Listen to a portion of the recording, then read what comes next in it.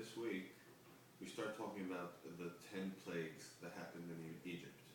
And you see a deterioration amongst the plagues. It starts from the blood, that he turns the whole Nile, Moses and Aaron turn the whole Nile into blood. It goes to lice and hail from the sky. A lot of different plagues happening.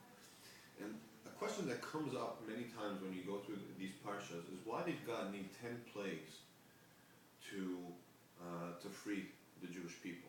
Why couldn't he just take the Hebrews, do one strong plague, or growl a big growl, send lightning and everything?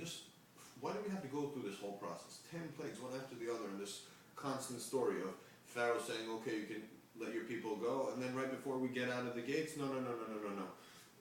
You're my slaves, you're staying here. And then another plague, and then he begs Moses to stop. And it keeps on going. It's this ping-pong story going back and forth all the time. So I saw a very nice answer about it, that I think it's something that we can all learn for our lives.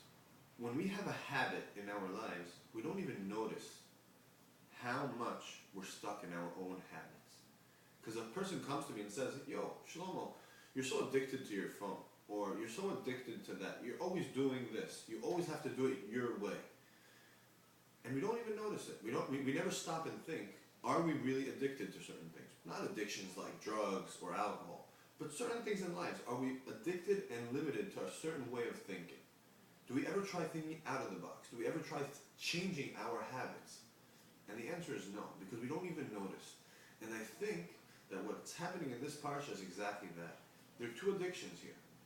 Pharaoh and the Egyptians are addicted to having slaves. Who doesn't want a slave? A person that will come and do everything for them, listen to everything they say. You can whip him if he doesn't do something right. It's a very difficult thing to see from the side, but they're used to it. Bad habits you can be used to. And the Hebrews, they're addicted to being slaves. So many times they speak in psychology, when a person leaves jail after 15, 20 years, they don't know, if they don't go into a rehabilitation program, they get stuck. They want to go back into jail. Some of them commit, because they don't know how to deal. They're so used to their habits of being a prisoner. The Hebrews are prisoners. We've been prisoners. We've been slaves for 250 years. If we would take us out like that, everything would go downhill. And we see that we have a lot of difficulties even afterwards. And for the 40 years that we're in the desert, people come and start discussing and they start complaining to Moses. But if you actually look at the 10 plagues, there is a very constant building towards freeing us from our habits.